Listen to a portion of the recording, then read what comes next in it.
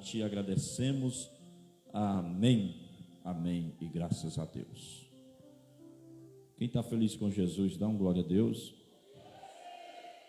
Quem trouxe Bíblia, levanta a Bíblia aí para me ver.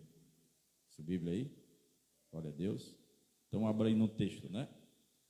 Primeira carta de Paulo aos Coríntios,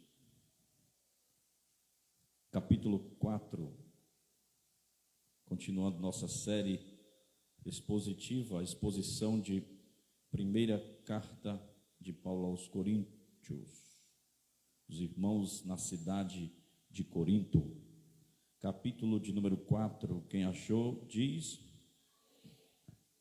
assim: assim, pois, importa que os homens nos considerem como ministros de Cristo e despenseiros dos mistérios de Deus. Ora, além disso, o que se requer dos despenseiros é que cada um deles seja encontrado fiel. Todavia, a mim muito pouco se me dá de ser julgado por vós ou por tribunal humano. Nem eu tampouco julgo a mim mesmo, porque de nada me argui a consciência. Contudo, nem por isso me dou por justificado, pois quem me julga é o Senhor. Portanto, nada julgueis antes do tempo, até que venha o Senhor, o qual não somente trará à plena luz as coisas ocultas das trevas, mas também manifestará os desígnios dos corações, e então cada um receberá o seu louvor da parte de Deus. Estas coisas, irmãos, apliquei-as figuradamente a mim mesmo e a Apolo, por vossa causa, para que por nosso exemplo aprendais isto, não ultrapasseis o que está escrito, a fim de que ninguém se ensoberbeça a favor de um em detrimento de outro. Pois quem é que te faz sobressair? E que tens tu que não tenhas recebido? E se o recebestes, por que te vanglorias como se o não tiveras recebido? Já estais fartos, já estais ricos, chegastes a reinar sem nós. Sim, tomara reinasseis para que também nós viéssemos a reinar convosco. Porque a mim me parece que Deus pôs a nós, os apóstolos, em último lugar, como se fôssemos condenados à morte, porque nos tornamos espetáculo ao mundo, tanto a anjos como a homens. Nós somos loucos por causa de Cristo, e vós sábios em Cristo, nós fracos, e vós fortes, vós nobres, e nós desprezíveis. Até a presente hora sofremos fome e sede, e nudez, e somos esbofeteados, e não temos morada certa. E nos afadigamos, trabalhando com as nossas próprias mãos. Quando somos injuriados, bendizemos. Quando perseguidos, suportamos. Quando caluniados, procuramos reconciliação. Até agora temos chegado a ser considerado lixo do mundo e escória de todos. Não vos escrevo estas coisas para vos envergonhar, pelo contrário, para vos admoestar como filhos amados. Porque ainda que tivéssemos milhares de preceptores em Cristo, não teríeis, contudo, muitos pais, pois eu, pelo Evangelho, vos gerei em Cristo Jesus. Admoesto-vos, portanto, a que sejais meus imitadores. Por esta causa vos mandei Timóteo, que é meu filho amado e fiel no Senhor, o qual vos lembrarás os meus caminhos em Cristo Jesus, como por toda parte ensino em cada igreja. Alguns se ensoberbeceram, como se eu não tivesse de ir ter convosco, mas em breve irei visitar-vos, e se o Senhor quiser, e então conhecerei não a palavra, mas o poder dos ensoberbecidos, porque o reino de Deus consiste não em palavras, mas em poder. Que preferis? Irei a vós outros com vara ou com amor e espírito de mansidão? Glória a Deus. Até aí. Feche teus olhos mais uma vez. Senhor, aqui está a tua palavra, nos ajuda na exposição dela. Não podemos fazer isso sem a ajuda do teu Espírito Santo, que inspirou as Escrituras. Então me inspira também a repassar, ilumina a minha mente, traz revelação de acordo com a tua palavra. Fica conosco no nome de Jesus. Amém. Graças a Deus. Pode sentar aí, glorificando ao Senhor. Vamos falar hoje sobre algumas marcas, figuras, imagens do ministro da igreja. Paulo ele vai falar aqui exatamente sobre isto, sobre o ministro. Assim como ele usou 3 imagens para a igreja no capítulo 3, nós falamos isso semana passada, ele usa 3 metáforas para a igreja. Ele vai utilizar também 3 figuras para descrever o ministro cristão. Ele descreveu para a igreja como uma metáfora como família, depois como uma lavoura e depois como um templo. E agora ele usará 3 figuras para descrever o ministro cristão, né? Vamos aqui devagarinho, a 3ª noite que eu prego, né? Encarreado, então nós vamos aqui com calma e pregação e culto, estudo e oração da madrugada, e às vezes o corpo, né, reclama um pouquinho. O obreiro é um mordomo que vive com fidelidade. Um espetáculo ao mundo que revela humildade e um pai que demonstra amabilidade. Vou falar de novo. É entre essas 3 figuras que eu vou falar essa noite. O obreiro, ele é um mordomo que vive com fidelidade. Ele também é um espetáculo ao mundo que revela humildade e um pai que demonstra amabilidade. Sobre estes 3 aspectos aqui, nós vamos decorrer neste capítulo no nosso estudo de hoje. Primeiro lugar, primeiro ponto para nós discorrermos aqui com os irmãos. Quem está me ouvindo, diga amém. O ministro, o obreiro, o pregador, o missionário, o crente, aquele que está à frente de alguma obra, como você queira colocar aí, eu coloquei aqui o ministro, ele é um mordomo fiel. Ele é um mordomo fiel. Se não, veja aí, no versículo 1, ele diz: assim, pois, importa que os homens nos considerem como ministros de Cristo e despenseiros dos mistérios de Deus. Paulo, ele ainda está corrigindo o mesmo problema identificado desde o capítulo 1. Qual era o problema? A problemática da igreja de Corinto. A divisão na igreja. Em virtude de quê? Em virtude do culto à personalidade. O mundo ele estava entrando na igreja de Corinto. E a filosofia do mundo estava conduzindo os assuntos internos da igreja. Como Paulo combate então essa ideia do culto à personalidade? Eles estavam querendo endeusar homens. Eles colocavam diante de si a figura de Apolo, diante de si a figura do próprio Paulo e também a figura de Cefas, que era Pedro, e ficavam brigando entre si, achando que ainda estava lá no mundo filosófico, em que eles lutavam e disputavam quem era o melhor filósofo, quem tinha o melhor pensamento e quem tinha a melhor escola filosófica.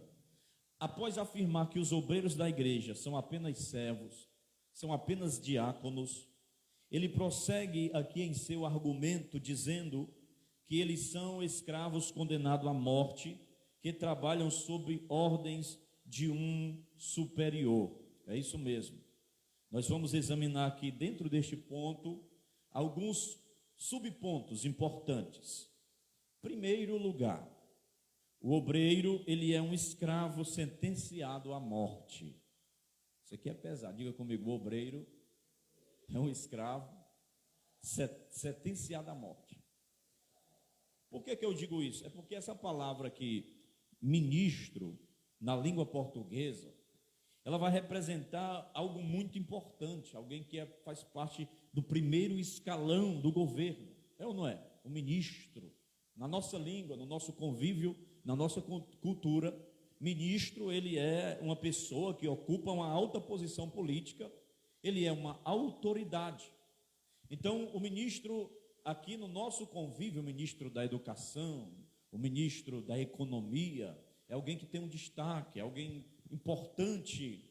Mas se nós formos olharmos aqui a palavra ministro, também, no campo religioso, nós vamos observar que nós estaremos falando de alguém que exerce a função de líder de uma igreja local.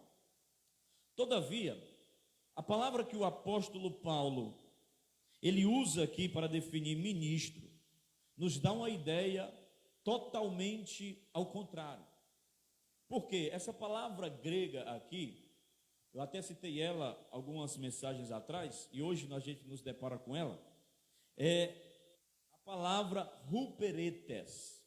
É Hupretes. Huperetes.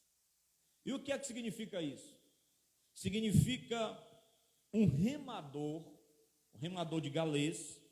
Essa palavra ela era utilizada para a classe mais simples de servos. E os ministros, o que é que Paulo está dizendo? Ele está dizendo que os ministros são meros servos de Cristo. Ou seja, eles não têm autoridade procedente deles mesmos. E essa palavra aqui, ruperetes, que indica o escravo, que eles trabalhavam no porão do navio, eles já estavam sentenciados à morte. E eles estavam ali remando. Tinha alguém lá na força, eles estavam remando, e quanto mais eles remavam, se eles desanimassem um pouquinho, vinha um maioral e dava uma chicotada nele, bora mais rápido aí, está muito devagar. Então ele estava lá no porão, lá no subterrâneo do navio, sendo castigado e já era sentenciado à morte. E a maioria dos comentaristas bíblicos, eles concordam que essa palavra aqui, servos, é ruperetes, que indica exatamente esta figura. E ela só aparece aqui, no Novo Testamento. E Paulo diz que o ministro veja que interessante, ele diz que o ministro é como aquele escravo que serve ao capitão, e ele serve o capitão até a morte. É isso que Paulo está dizendo. É alguém que deve obedecer às ordens do capitão do navio, e tem que obedecer até a morte. Então, quem é o capitão do nosso navio? É Jesus Cristo. Tem até um corinho, né? Eu tenho um barco que navega sobre o mar, Jesus Cristo é o capitão, e os marinheiros que navegam ao seu lado confessam ter lavado os seus pobres corações. Então, o nosso capitão é Jesus. E a Bíblia vai mostrar que nós devemos ser testemunhas de Cristo. E testemunha no grego ali é mártires. Mártires significa aqueles que morrem por uma causa. Então ele está dizendo que o ministro, ele tem que estar firme, trabalhando para o seu capitão até a morte. Amém? Deu para entender? Segundo subponto, segundo lugar, o obreiro, ele é um mordomo que obedecem às ordens do seu senhor. Ele diz que nós devemos ser ministros de Cristo, despenseiros dos mistérios de Deus. Paulo usa agora aqui uma nova figura.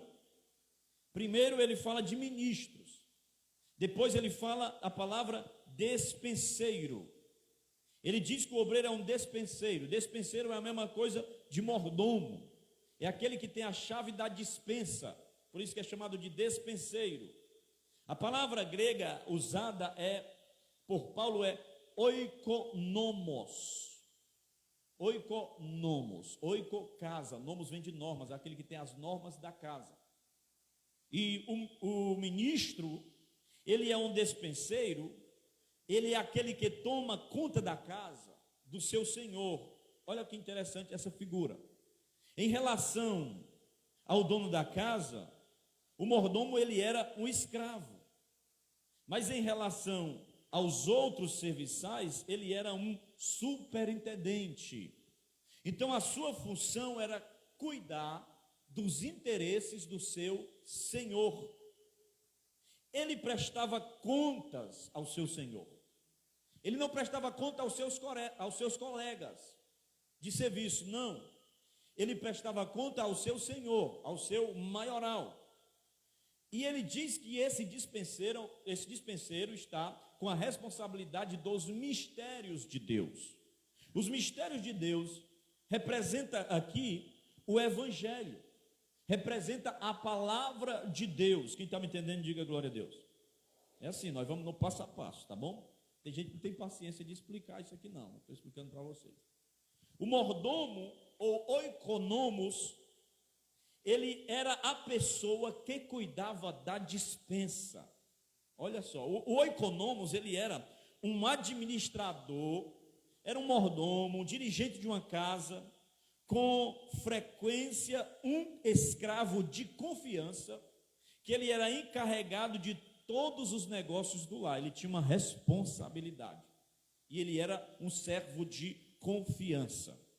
E a palavra enfatiza que a pessoa recebe ali uma grande responsabilidade. E a pessoa que recebe uma grande responsabilidade, pelo qual ela deve prestar conta. E o que é que isso sugere? Letra A. Não era competência do mordomo, preste atenção, promover o alimento para a família. Essa era uma responsabilidade do senhor da casa. Não era o mordomo que provia o alimento.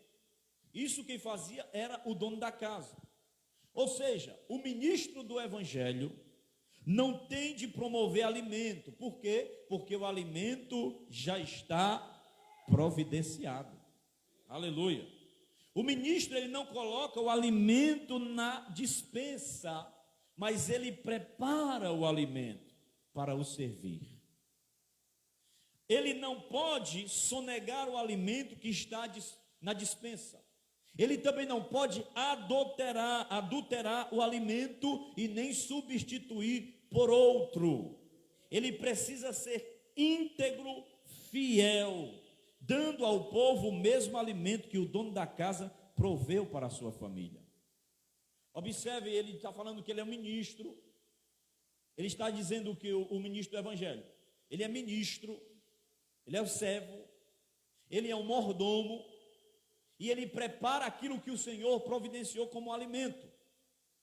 E é interessante que Jesus, na Bíblia, Jesus vai falar algo muito semelhante ao que Paulo está dizendo aqui.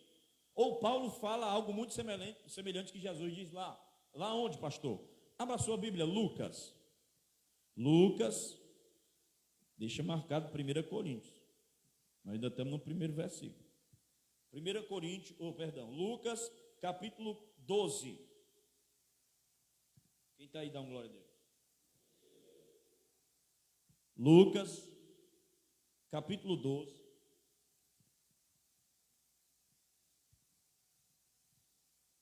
Versículo 12 também. Quem achou diz amém.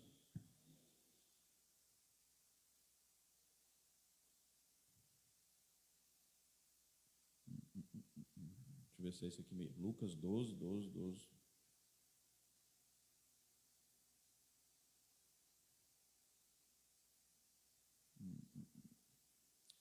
Não é. Aleluia. Acho que eu anotei errado aqui alguma coisa. Deixa eu ver se é o 14. Também não.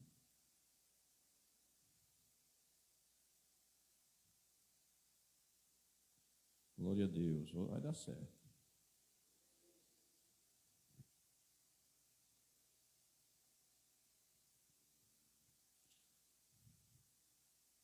Vamos passar.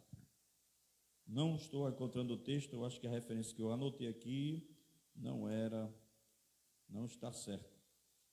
Na minha mente era Lucas 12, versículos 12. Não lembro. Mas vamos lá. Então a competência do mordomo era pegar a riqueza do alimento que estava na despensa e preparar a refeição gostosa, saborosa e balanceada. Então, essa parábola que eu estou tentando repassar para vocês é a parábola do mordomo infiel. Tem a palavra do mordomo fiel e do infiel. E aí vai aparecer essas duas palavras lá: fidelidade e mordomia. Despenseiro fiel.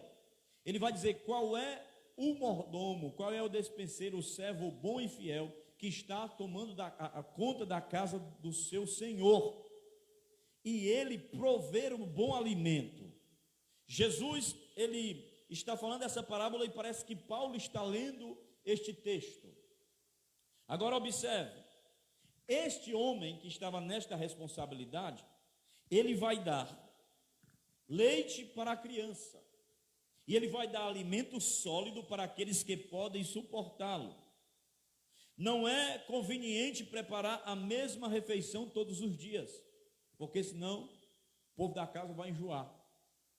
Só o feijão com arroz é bom, dá sustância, mas todo dia só feijão com arroz não vai ter quem aguente. Todo dia só uma comida sem mudar o cardápio não vai ter quem vai suportar. Então o ministro, ele precisará ensinar todo o desígnio de Deus. Então ele vai dar uma dieta aí balanceada, um cardápio será diverso. Letra B, não era função do mordomo buscar nova provisão ou servir qualquer alimento que não fosse provido pelo seu Senhor. Paulo diz para ensinarmos todo o conselho de Deus, Atos 20 e 27. Mesmo, ele diz lá em Gálatas 1, 6 a 9, que mesmo que um anjo venha do céu, entregue outro evangelho que não seja aquele que nós anunciamos, considera-se anátema. Então não precisa acrescentar nada ao alimento, ou seja, não precisa acrescentar nada à pregação. Nós devemos expor apenas o que está na palavra.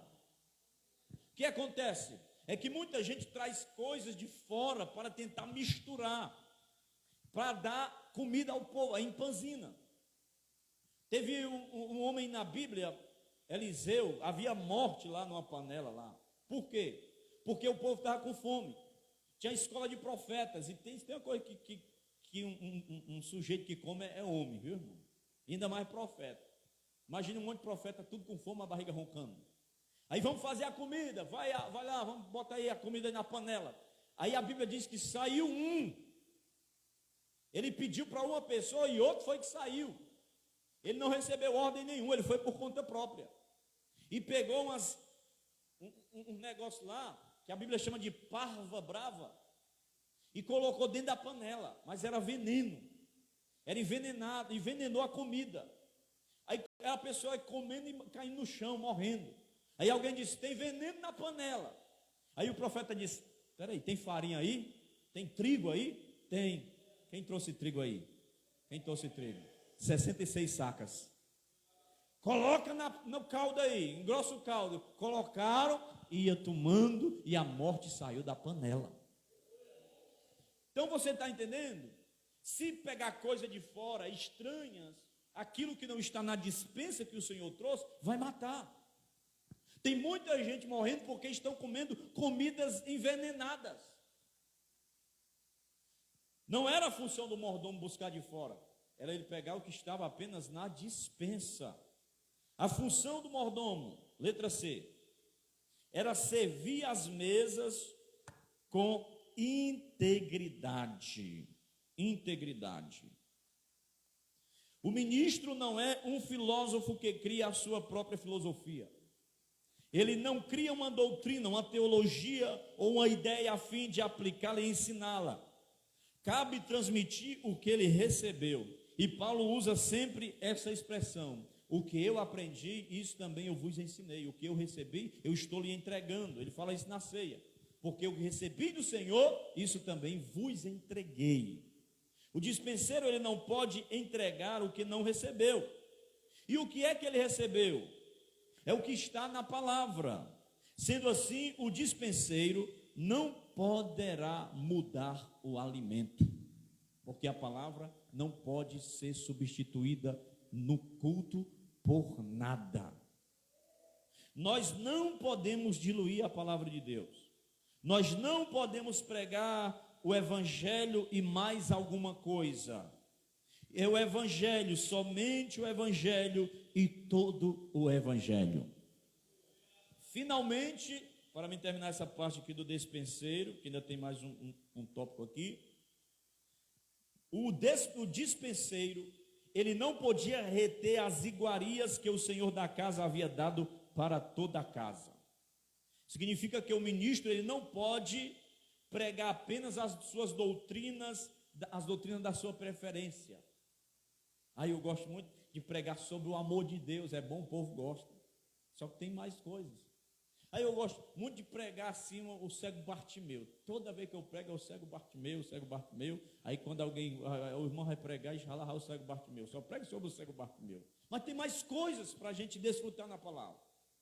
Aí eu gosto só do Novo Testamento. Você pode ter alguma preferência e tal, mas você tem que ter o rolo todo, irmão. Você tem que comer do rolo inteiro. Aleluia! É igual a história de um pastor que ele foi enviado, foi pastorear na igreja. Aí ele pregou o primeiro sermão sobre o amor de Deus. O segundo sermão ele prega sobre o amor de Deus. Passa um mês pregando sobre o amor de Deus. Aí quando chega no segundo mês, amor de Deus.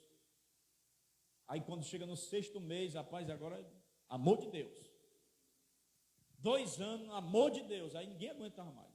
Aí chamou o pastor, o presidente lá, o que enviou. Vamos reunir aqui, pastor, pelo amor de Deus, porque esse homem aí, ele não prega outra coisa, é só amor de Deus, amor de Deus, amor de Deus. Aí o pastor, meu Deus, o que é que eu vou fazer agora? Ele é um obreiro bom, mas... Aí o pastor já sei. Rapaz, vou deixar ele mais 1 ano.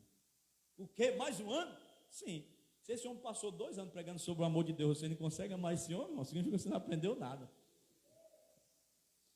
Só para quebrar o gelo. Mas nós não devemos, irmãos, ter apenas as doutrinas de nossas preferências, porque existe mais coisas para nós aprendermos e desfrutarmos, porque a Bíblia ela é muito rica. Quem está entendendo? A despensa está cheia. Terceiro lugar, o despenseiro precisa ser absolutamente fiel no exercício do seu trabalho. Observe o versículo 2, olha só que versículo, irmão. Ora, além disso, o que se requer dos despenseiros é que cada um deles seja encontrado fiel. Requer fidelidade. A função do mordomo não era agradar os demais, as demais pessoas dentro da casa, nem muito menos ser aos outros servos, mas eles queriam ali alegrar o seu Senhor. Olha aí o que ele diz no versículo 2, vamos ler de novo. Ora, além disso, o que se requer dos despenseiros é que cada um deles seja encontrado fiel. De acordo com a filosofia dos gregos e a sabedoria do mundo, as pessoas elas valorizavam a popularidade e o sucesso. Então, qual é a visão que a maioria das pessoas, preste atenção nisso, para ver se você concorda nisso comigo.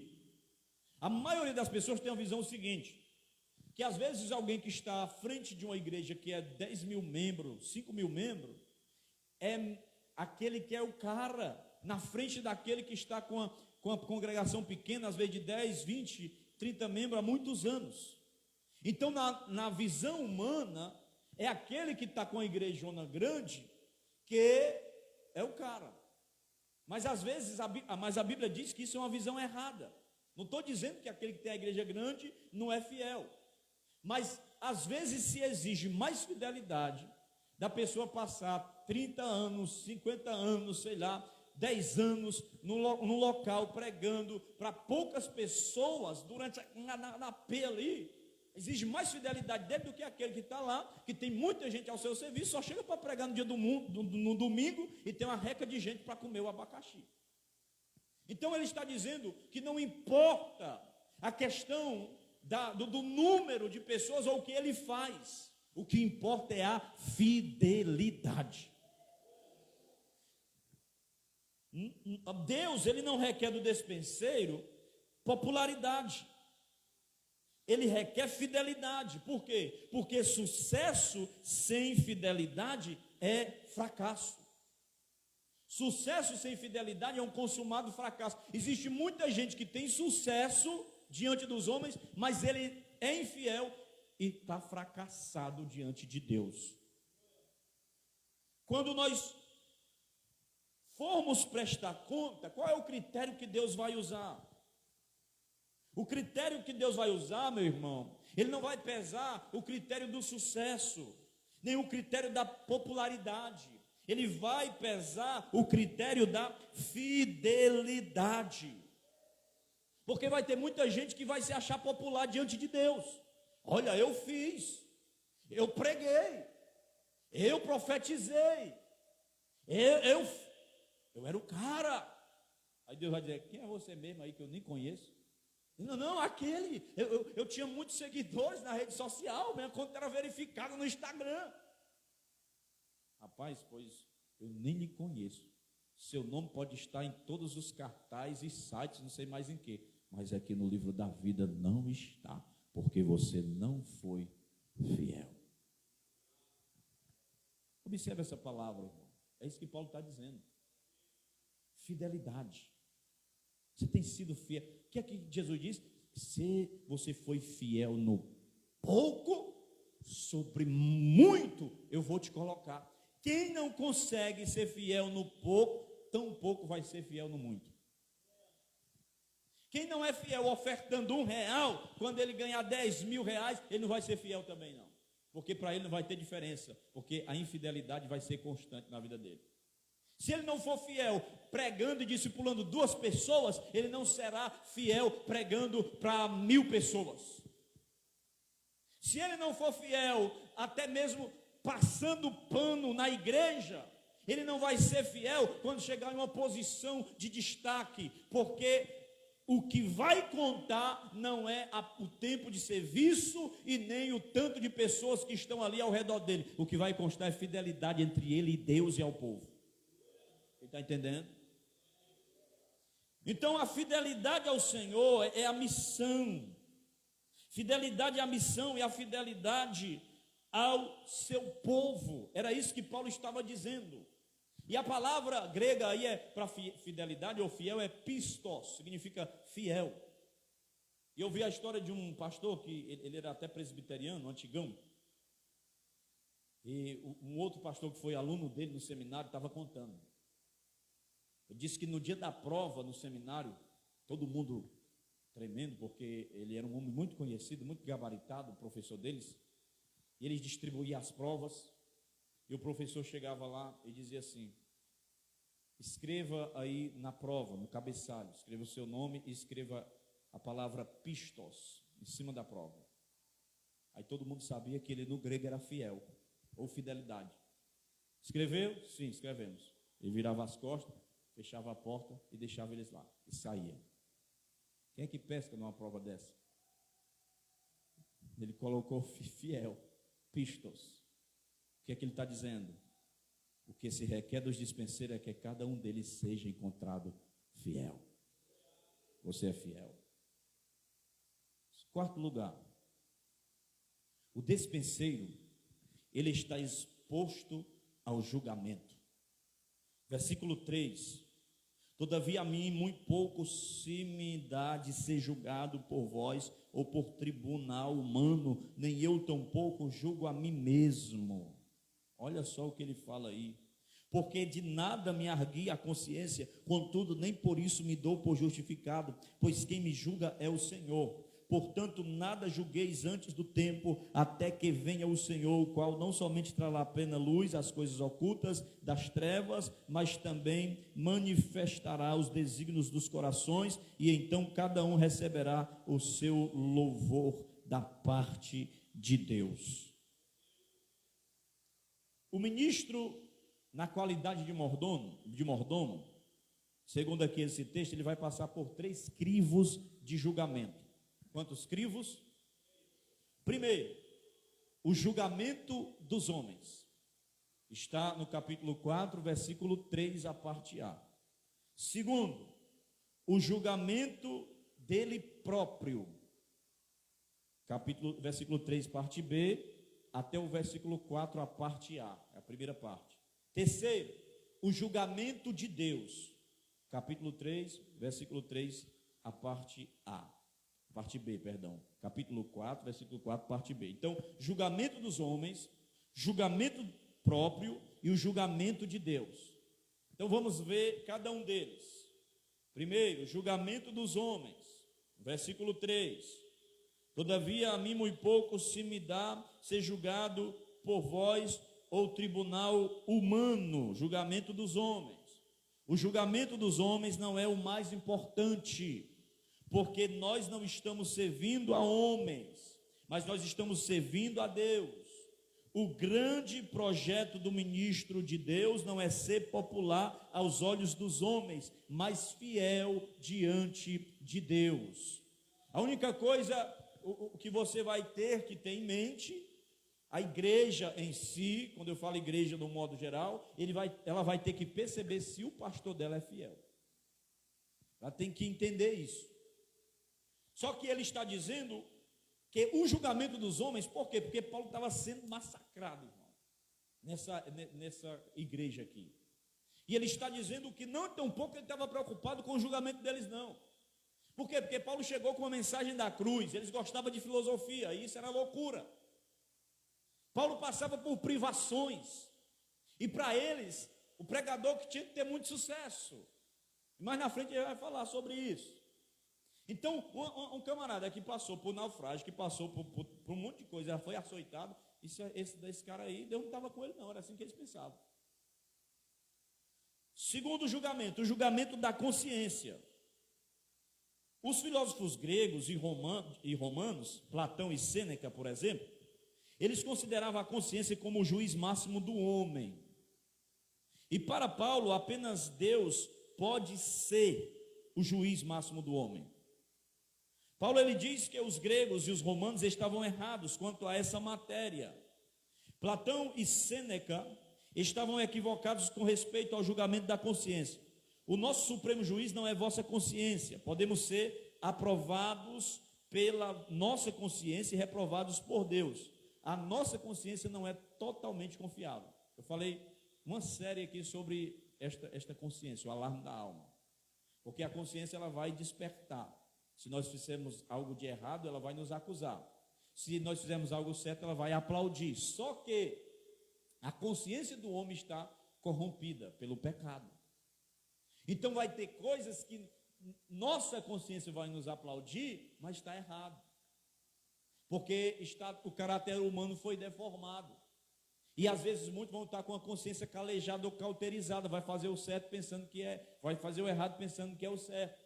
Então Paulo está dizendo que ele não confia 100% na sua consciência, embora ele esteja com a consciência tranquila.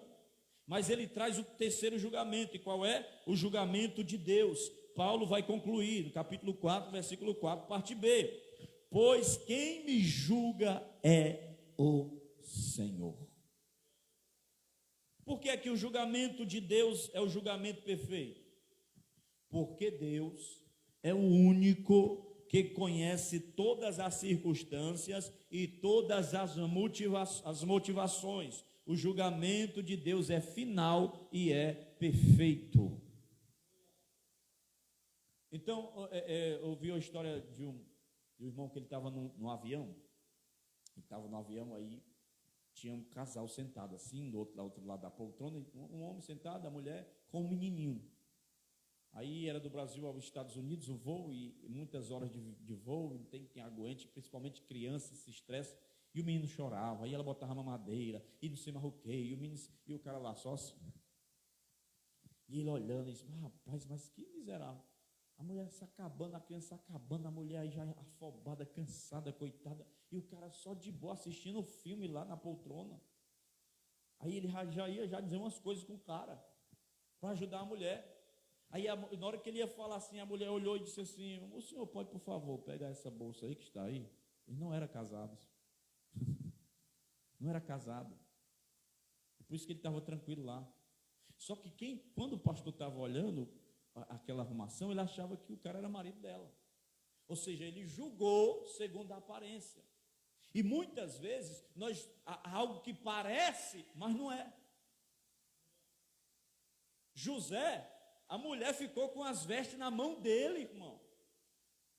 Quem era que ia dizer que aquilo era mentira? Chegaram para Jacó com as vestes dele molhadas no sangue. Naquele tempo não tinha exame de DNA, essas coisas. Quem era que dizer que uma fera não engoliu ele? Então é isso que Paulo está dizendo. Temos que ter muito cuidado ao julgar. Ele vai falar exatamente sobre isso no próximo passo aqui, ó. Em quinto lugar, a igreja precisa ter cuidado para não julgar os ministros apressadamente. Está falando aqui de ocultar pecado, de passar... Não, ele está dizendo, cuidado para não julgar apressadamente. Isso está no versículo 5. Portanto, vê aí comigo aí. Portanto, nada julgueis antes do tempo, até que venha o Senhor, o qual não somente trará à plena luz as coisas ocultas das trevas, mas também manifestará os desígnios dos corações, e então cada um receberá o seu louvor da parte de Deus. Paulo traz para a igreja de Corinto 3 tipos de repreensões erradas em relação ao ministro, 3 tipos de repreensões erradas em relação ao ministro. Primeiro, julgar na hora errada. Segundo, pelo critério errado. Terceiro, pelo motivo errado. O primeiro cuidado que a igreja precisa ter é de não julgar os servos de Deus no tempo errado. Versículo 5. Paulo diz que é errado julgar o servo de Deus fora do tempo antecipadamente. Paulo diz que somente na segunda vinda de Cristo é que se terá o julgamento final e completo. Somente Deus pode julgar e conhecer o coração humano. Paulo está combatendo a ideia de exercer juízo e julgamento precipitado dentro da igreja de Deus. Quantos ministérios, quantas pessoas, quantos relacionamentos, quantas famílias foram desfeitas, destruídas por causa de julgamentos apressados, por causa de julgamento errado. Tem a história, você já deve ter ouvido falar, é bem antiga essa história. Eu era adolescente ouvindo meu pastor pregar nas doutrinas e ele falava essa história. O camarada estava passando e viu o irmão lá sentado numa mesa do restaurante e ele disse: rapaz, olha o irmão tomando cerveja, tinha uma garrafa lá, copo, tudo. Aí correu lá no pastor. Não existia o WhatsApp para mandar mensagem, né? Lá na casa do pastor. Pastor. Opa, pastor. O que foi, meu irmão? Está afobado? Não, é porque eu vi o obreiro, fulano. Está tomando cerveja ali, Vamos lá, vamos pegar ele com a boca na botija. É assim a boca da botija? Expressão? Vamos lá. Bora. Aí quando chegou lá, chegar de repente lá, rapaz, eu não acredito, o irmão, eu vou ter que disciplinar ele, é o jeito. Aí chegou no restaurante, aí olhou, irmão, que é isso aí, irmão? Não, pastor, é cajuína, São Gerardo. Aí voltou assim o rótulo, porque o rótulo estava virado para ele e para a rua estava a garrafa, né? O outro tinha se arrancado. Então, quem via, olhava e pensava que era a cerveja que o irmão estava tomando. Só que ele virou o rótulo e o pastor viu que tinha uns cajuzinhos lá, São Geraldo. Aí ele olhou e disse: irmão, estava em casa, já ia dormir, infeliz, tu julgou errado. Segundo critério ou cuidado que a igreja precisa ter é de não julgar os servos de Deus pelo critério errado. O primeiro, cuidado ao julgar no tempo errado. Segundo, julgar pelo critério errado. Os crentes da igreja de Corinto, eles estavam julgando por meio de critérios mundanos provenientes da sabedoria humana. Os coríntios julgaram Paulo, Apolo e Pedro por preferências e preconceitos. O que significa ultrapassar o que está escrito? Ele diz: não ultrapasseis o que está escrito. Se você tem de examinar alguém, limite-se ao ensino das Escrituras. A única base de avaliação é a palavra de Deus e não as nossas opiniões. Não superestime os ministros além da medida das Escrituras. Qual é a regra de fé e prática? É a Bíblia. Tudo que eu falar aqui você tem que conferir na Bíblia, para ver se está na Bíblia mesmo. Então esse é o critério que vai embasar a nossa vida, seja de ministro, seja de diácono, seja de crente, seja de qualquer um que for, vai ser a Bíblia. Ele diz: não ultrapasseis além do que está escrito. Está na Bíblia? Julgue segundo a palavra. Aqui não dá brecha para o cara dizer assim, ai, não julgueis, né? A turma do não julgueis, não julgueis, não julgueis. Mas Jesus diz assim, ó, julgai segundo a reta justiça. Não é julgar injustamente, mas segundo a reta justiça, que é a sua palavra. Terceiro é o cuidado que a igreja precisa ter, é de não julgar os servos de Deus com a motivação errada.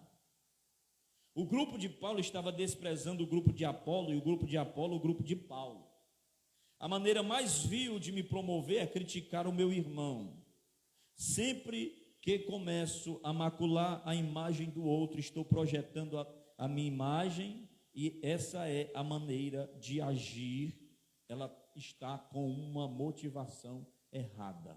A pessoa quer porque quer atingir algum cargo, alguma coisa, às vezes na igreja ou dentro da empresa e tal, e ele tem ciúme, ele é enciumado, porque ele faz parte do outro grupo, ele faz parte do grupo do Paulo, ele não gosta de quem está com Apolo, ele quer queimar o filme do que está com Apolo, porque ele é o de Paulo, ou vice-versa, e ele quer crescer, e ele vai pela motivação errada, e ele quer macular a imagem do outro, ele quer subir derrubando os outros, quer subir caluniando os outros. Essa motivação aqui, em querer derrubar uns a fim de erguer outros, é totalmente carnal e mundana e jamais será aprovada por Deus.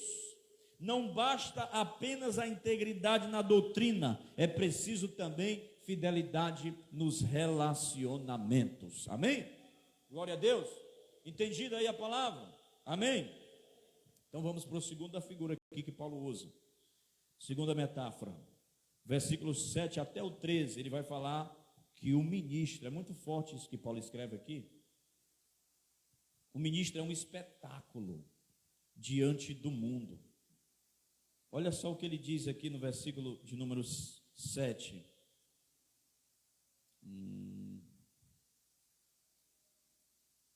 Não, versículo 9. Porque a mim me parece, não, é o 7 mesmo. Pois quem é que te faz sobressair? E que tens tu que não tenhas recebido? E se o recebeste, por que te vanglorias como se não tiveres recebido? Versículo 9. Porque a mim parece que Deus nos pôs a nós, os apóstolos, em último lugar, como se fôssemos condenados à morte, porque nos tornamos espetáculo ao mundo. O ministro é um espetáculo para o mundo.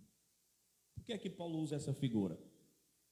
Essa imagem era muito familiar para o povo do Império Romano. Era onde se pegava cristãos e lançava nos coliseus. Os inimigos também, que se vencia a guerra, eles traziam as caravanas daqueles que perdiam a guerra e lançavam ali para que as feras dominassem, comessem, despedaçassem eles. A palavra grega aqui, espetáculo, é teatron, que dá origem à nossa palavra teatro. Então é o espetáculo. Paulo diz aqui que o ministro cristão, ele é o teatro do mundo e que a sua vida se desenrola num palco e numa arena de morte. A figura que Paulo usa é do Coliseu Romano, que se tornou o centro dos espetáculos onde os cristãos eram colocados para lutar e com as férias expostos até a morte. Quem assistiu aquele filme lá, Gladiador, né, sabe o que eu estou falando. Eles colocavam, o negócio do imperador era pão e circo para o povo. Aí, enquanto o pessoal assistia o espetáculo, jogava os pão assim nas arquibancadas, assim, o pessoal comer pão, era pão e circo. Até hoje eles têm essa máxima, né? Não da forma com que era antes, mas hoje, pessoal, é pão e circo que você vai entreter o povo, você vai ter domínio sobre o povo. É pão e circo. Circo aí, Paulo está dizendo espetáculo, teatro. Ele está dizendo que os ministros eles não estavam no pódio para receber aplausos dos homens, mas eles estavam na arena do teatro para serem entregues à morte. Isso era a figura viva, principalmente da igreja primitiva.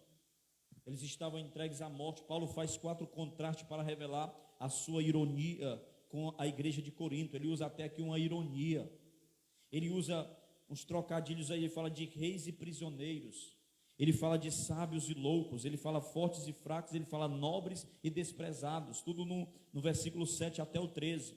Primeiro ele fala aí, reis e prisioneiros, visto que a igreja estava cheia de vanglória.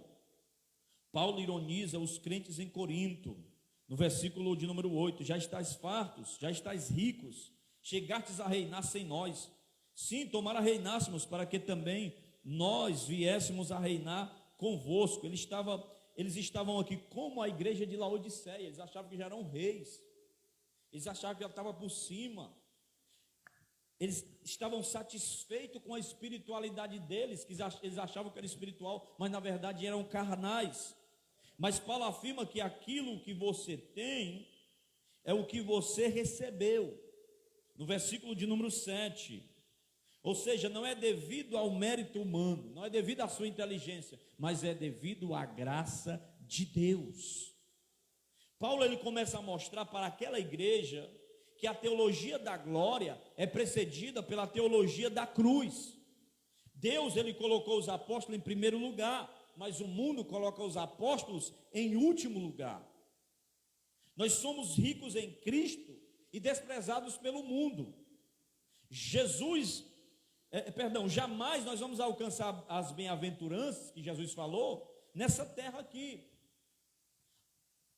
Nós ainda somos humanos, ainda estamos no mundo, ainda somos mortais, ainda estamos expostos ao pecado, ao mundo e ao diabo. Então eles achavam que eles já eram assim, todos se vangloriando. Só que Paulo diz assim, aqueles que se vangloriar, quer se gloriar, glorie-se no Senhor. Segundo lugar, ele fala de sábios e loucos, versículo 10. Nós somos loucos por causa de Cristo, e vós sois sábios em Cristo. Ele está usando de ironia aqui para com eles. Nós fracos e vós fortes, vós nobres e nós desprezíveis. Então ele diz, no versículo de número 8 aí, sábios e loucos. Paulo usa uma linguagem de ironia, pois todos consideravam loucos por ter deixado o judaísmo. Por que ele chamava Paulo de louco? Esse cara é louco. Ele era de destaque, formado aos pés de Gamaliel, neto do grande rabino Hilel, circuncidado ao 8º dia, da tribo de Benjamim, hebreu de hebreus, fariseu, cidadão romano também. Ele era poliglota, era um homem inteligentíssimo, intelectual, falava vários idiomas, e agora ele está com o negócio de ser um andarilho, um itinerante, um pregador que anda por aí. Ele está dizendo que ele é louco, porque ele deixou uma carreira promissora, ele deixou grandes vantagens com muito dinheiro e sucesso, com muitas projeções para se tornar aí um itinerante que não tem nem morada certa, que passa fome, que sente frio, que era açoitado e também é preso. Só que Paulo disse e considerou todas as coisas que ele aprendeu no passado como esterco. Paulo ele fala sobre isso. O caminho para se tornar espiritualmente sábio é tornar-se louco aos olhos do mundo, irmão. Aquilo que o mundo aplaude, Deus não aplaude.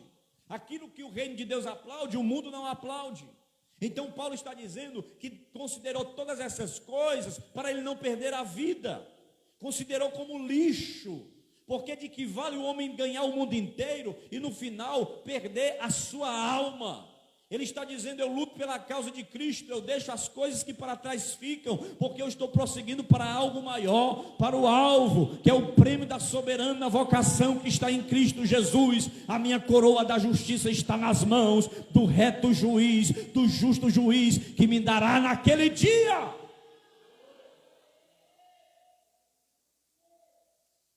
O mártir do cristianismo, D. Eliot, ele diz, não é todo aquele que dá o que não pode reter para ganhar o que não pode perder. Houve um momento que Paulo, na sua força, ele quis andar nela, quis andar na sua própria força, mas depois que Cristo o salvou, ele passou a gloriar-se apenas na sua fraqueza. Terceiro lugar, ele faz aí o paralelo entre fracos e fortes, no versículo 10 ainda.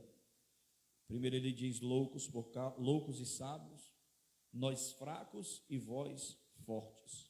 Por quê? porque a igreja de Corinto, ela se considerava forte, poderosa, e Paulo, ele chegou a dizer que teve um tempo em sua vida em que ele se achava forte e poderoso. Nesse tempo ele perseguiu a igreja, mas agora ele se considera fraco e ele gloria-se na sua fraqueza, porque Deus diz para ele: Paulo, minha graça te basta, o meu poder se aperfeiçoa na tua fraqueza. Os coríntios estavam cheios de orgulho por causa da sua espiritualidade, mas isso não era fortaleza, isso era fraqueza aos olhos de Deus. Eles não poderiam receber a glória de Deus, porque eles confiavam no seu próprio poder e na sua própria força. Quarto lugar,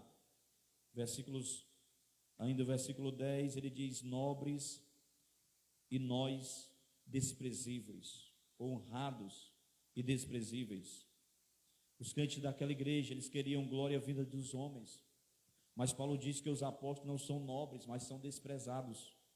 Paulo diz que nós não devemos achar que somos importantes por pertencermos a um grupo de homens famosos.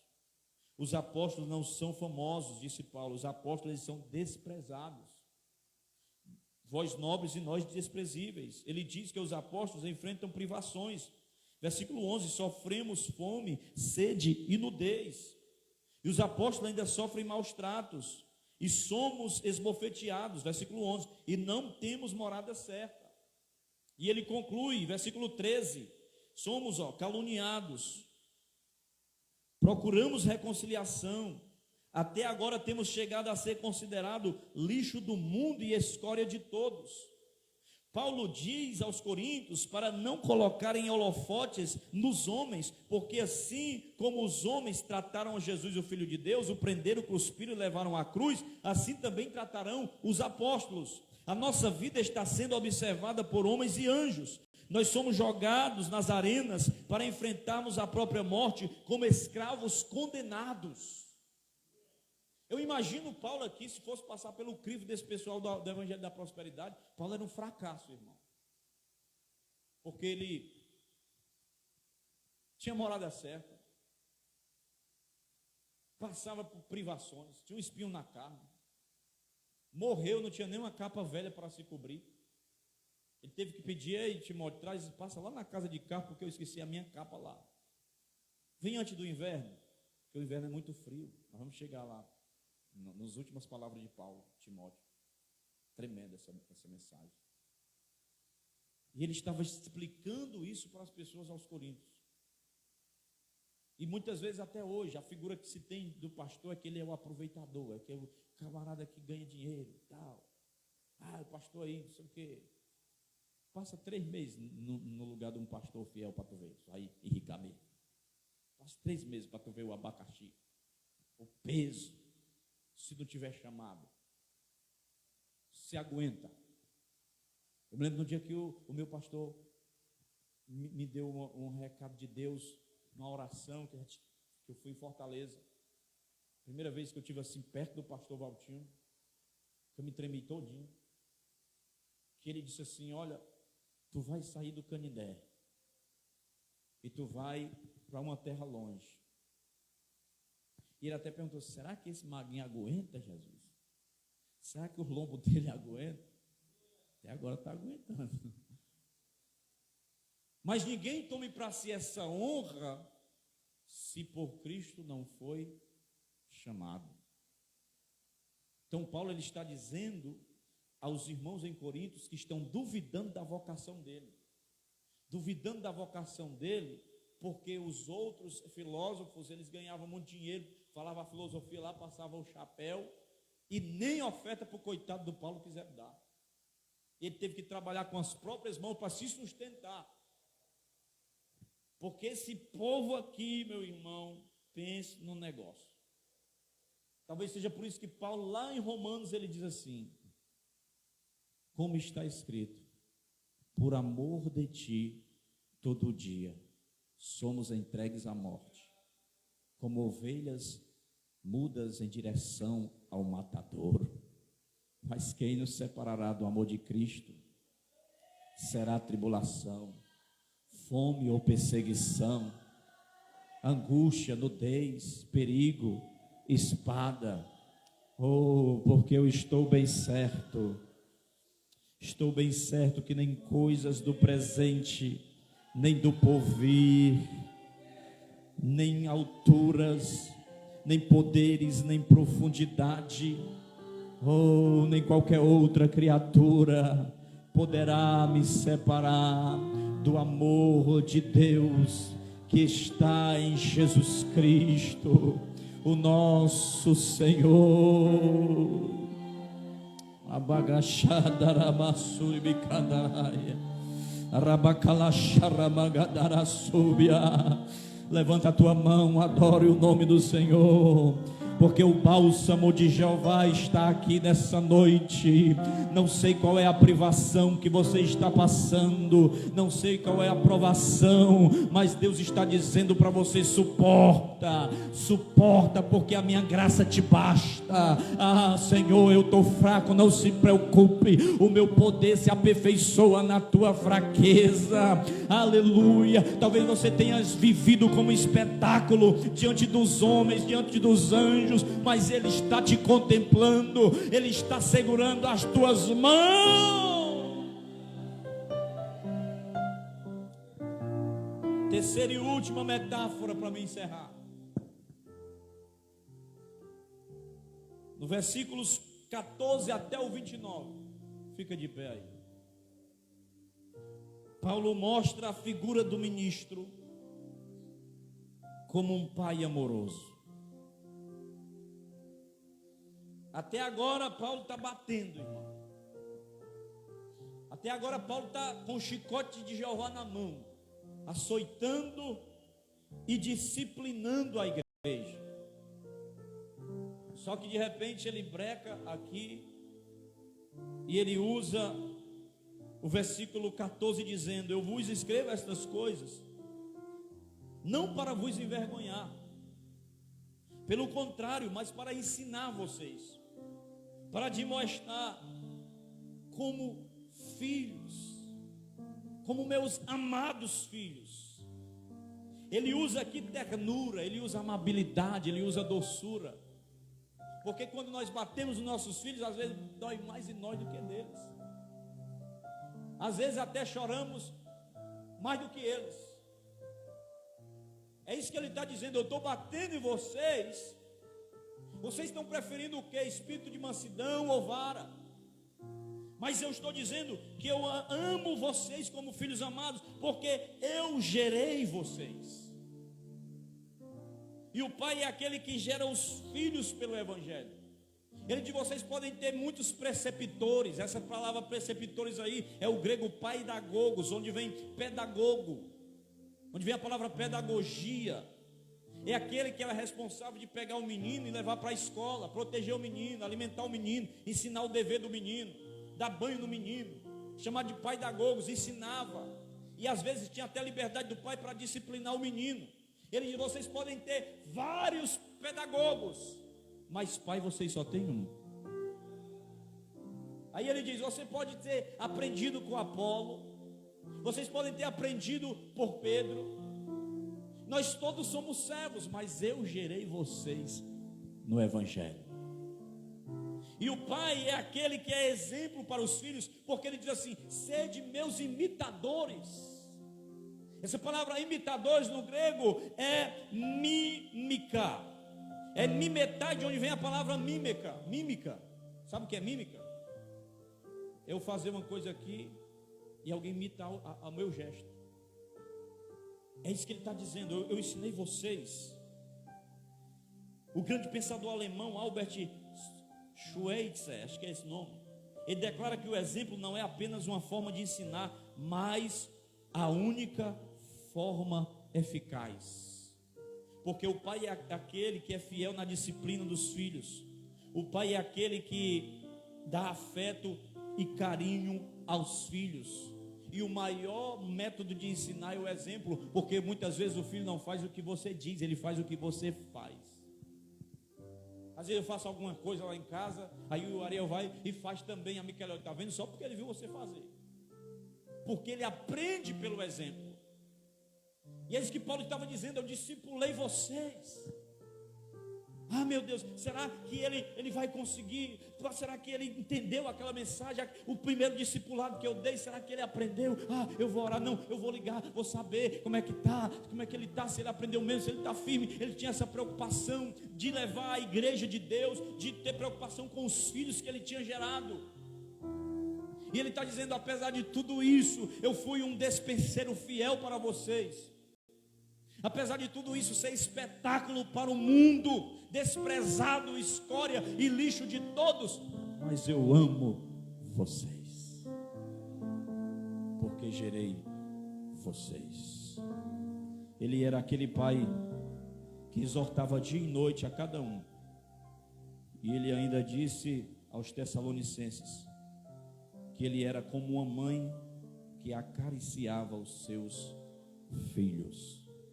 Estas são as três figuras de um ministro fiel a Deus, que Paulo está demonstrando para nós.